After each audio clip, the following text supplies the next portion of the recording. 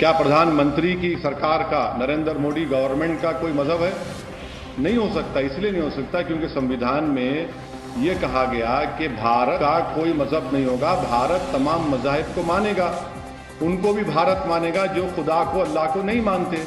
तो प्रधानमंत्री ने संविधान पर ओथ लिया है और संविधान में लिखा गया है कि सेकुलरिज्म इस मुल्क के बेसिक स्ट्रक्चर का हिस्सा है। और ये कोई इकोनॉमिक पॉलिसी नहीं है कि मैं 500 1000 की नोट बंद कर दिया तो सेकुलरिज्म को भी बंद कर दूंगा। नहीं, जब तक अंबेडकर का बनाया हुआ संविधान रहेगा, सेकुलरिज्म इस देश का बेसिक स्ट्रक्चर का हिस्सा रहेगा। अगर प्रधानमंत्री जाना चाहते हैं तो वो ये कह दें देश को कि मैं अपनी इंडिविजुअल कैपेसिटी में जा रहा हूं, इससे कोई उनको रोक नहीं सकता क्योंकि फ्रीडम ऑफ रिलीजन है उनके कैबिनेट के मंत्रियों को है। और वो कह दें कि मैं इंडिविजुअल कैपेसिटी में जा रहा हूं और इसका कोई लाइव टेलीकास्ट टीवी पर ना हो, किसी को आपत्ति नहीं होगी। ये देश सिर्फ राम का नहीं है, ये देश राम का भी है, ये देश अल्लाह के मानने वालों का भी है, ये देश गुरुओं का भी है, ये देश ईसा मसीह को मानने वालों का मुल्क है, ये देश गौतम बुद्ध को मानने वालों का मुल्क है, ये देश हजारों खुदाओं को लोग मानने वालों का मुल्क है, ये देश उनको भी मानने वालों का मुल्क है जो खुदा अल्लाह को नहीं मानते। क्या ये देश एक ही मजहब का, एक ही खुदा का, एक अल्लाह का है, एक भगवान का है? नहीं है ना। ये देश सबको मानता है। ये देश की ताकत और खूबसूरती तो यही है। अब इस ताकत और खूबसूरती को बचाए रखना सबसे पहले जिम्मेदारी प्रधानमंत्री पर आयद होती है। इसीलिए प्रधानमंत्री की जिम्मेदारी है कि जब उन्होंने बाबा साहब अंबेडकर के संविधान पर ओथ लिया है और सेकुलरिज्म इस मुल्क का बेसिक स्ट्रक्चर का हिस्सा है, वो किसी एक बिलीफ को प्रमोट ना करें, ना किसी को सुपर इम्पोज करें। इसीलिए हम कह रहे हैं कि आपके कॉन्स्टिट्यूशन में हमारे आखिरी कोर्ट ऑफ अपील है, इसके बाद तो कोई अपील नहीं है, सुप्रीम कोर्ट का जजमेंट है। मगर यहां पर मैं ये कहना जरूरी समझता हूं कि एडीएम जबलपुर का जब केस आया था, यही सुप्रीम कोर्ट ने एडीएम जबलपुर का केस दिया था और 40 साल बाद इसी सुप्रीम कोर्ट ने कहा कि एडीएम जबलपुर गलत था। इसी सुप्रीम कोर्ट के एक मायनाज बड़े काबिल जस्टिस जेएस वर्मा ने कहा था कि supreme court is supreme but not infallible. यह भी बात बिल्कुल सही है कि अगर सुप्रीम कोर्ट शिलान्यास की इजाजत नहीं देता और जो लोग सुप्रीम कोर्ट से वादा किए थे कि बाबरी मस्जिद को हाथ नहीं लगाएंगे, उन्होंने सुप्रीम कोर्ट को धोखा दिया, झूठ कहकर शिलान्यास जो परमिशन मिला था सुप्रीम कोर्ट से, बाबरी मस्जिद को शहीद कर दिया। अगर वहां पर 6 दिसंबर को मस्जिद शहीद नहीं होती तो क्या आज वहां पर फंक्शन होता?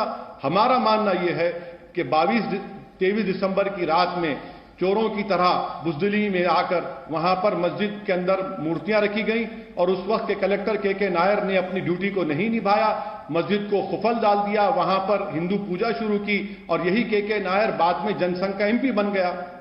ताले खोले गए, राजीव गांधी प्राइम मिनिस्टर हैं, आधे घंटे की ऑर्डर मिलता है, मुसलमानों की बात नहीं सुनी जाती और फिर ताले की भी सरकार होगी।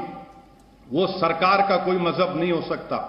और मैं ये कह रहा हूं कि सरकार को किसी भी मजहब के मामलात में, रिलीजियस रिचुअल्स में ना इन्वॉल्व होना है, ना उसको सपोर्ट करना है, ना पैसे देना है। अब सवाल उठता है कि इफ्तार पार्टी। अरे भाई, क्या भारत का मुसलमान कोई इफ्तार पार्टी का मोहताज है? अरे थूकते हम इसी इफ्तार पार्टी पर। अगर मैं 17-18 घंटे रोजा रहता हूं तो क्या मैं आपकी इफ्तार पार्टी का मोहताज हूं? नहीं, मैं अल्लाह का मोहताज था और रहूंगा। मैं इसलिए रोजा रखता हूं क्योंकि अल्लाह ने कहा कि शुक्र अदा करो और उन लोगों का ख्याल करो भूखे प्यासे रहकर जो भूख से तड़पते हैं। तो इफ्तार पार्टी बंद करिए ना। हर रिलीजियस फंक्शन में गवर्नमेंट ऑफ इंडिया और स्टेट गवर्नमेंट हो, उसका कोई रोल नहीं होना चाहिए। नहीं सर, जी जब करतारपुर गए थे तो कहां गए थे? पाकिस्तान के करतारपुर में, वहां पर गुरु नानक की जो बर्थ प्लेस है उसको खोल दिया गया। क्या असदुद्दीन ओवैसी ने उस पर ऑब्जेक्शन किया?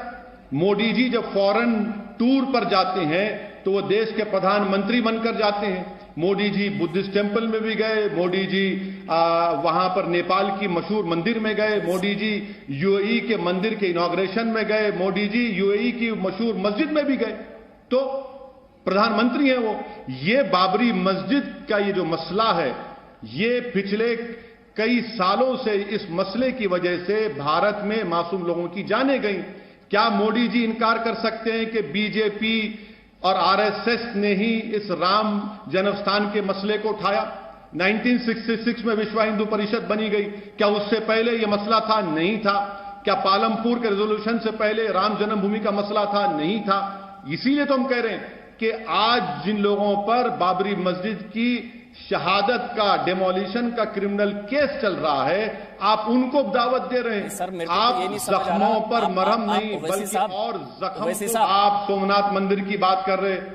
आप क्यों नहीं जी टीवी उस बात को चलाता कि महात्मा गांधी ने के एम मुंशी को क्या कहा था? चलाइए ना। महात्मा गांधी ने के एम मुंशी को क्या था? चलाइए। मैं किसी सोच के साथ नहीं हूं, मैं संविधान के साथ था और संविधान के साथ रहूंगा। और जो संविधान की बात करते हैं उसका बेसिक तकाजा यह है कि इस देश का कोई मजहब नहीं है, इस देश का कोई मजहब नहीं रहेगा। ये देश सब मजहब को मानता है और जो भी इस देश का प्रधानमंत्री होगा, जो भी इस देश का चीफ मिनिस्टर होगा, वो किसी एक मजहब का जरूर हो सकता है, मगर वो अपने मजहब को, अपने रिलीजियस बिलीफ को पूरे देश पर इंपोज नहीं कर सकता, क्योंकि संविधान इसकी इजाजत नहीं देता। देश दुनिया की खबरों के लिए world media times news channel को सब्सक्राइब करें।